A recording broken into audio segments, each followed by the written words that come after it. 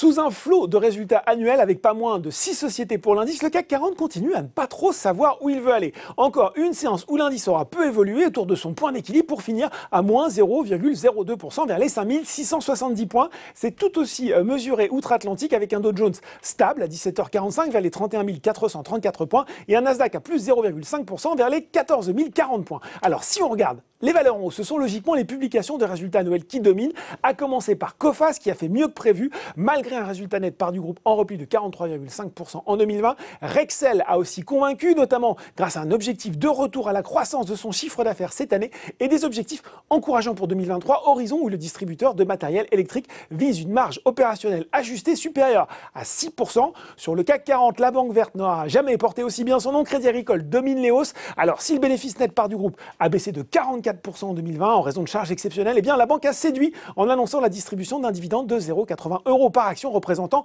un rendement de près de 8%. Résultat meilleur qu'attendu et salué aussi chez Schneider Electric, plus 1,6%. Schneider qui tape sur une croissance organique entre 9 et 15% de son résultat opérationnel ajusté cette année.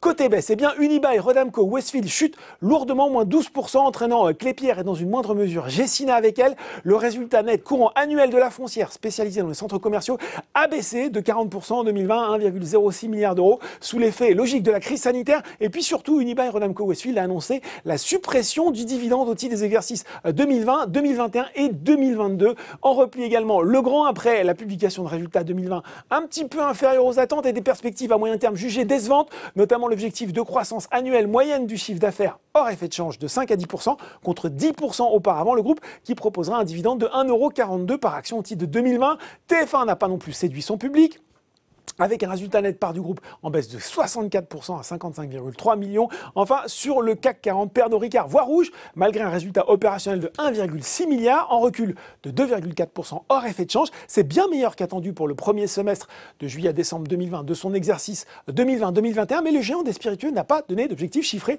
pour l'exercice total, ce qui a pu décevoir les investisseurs.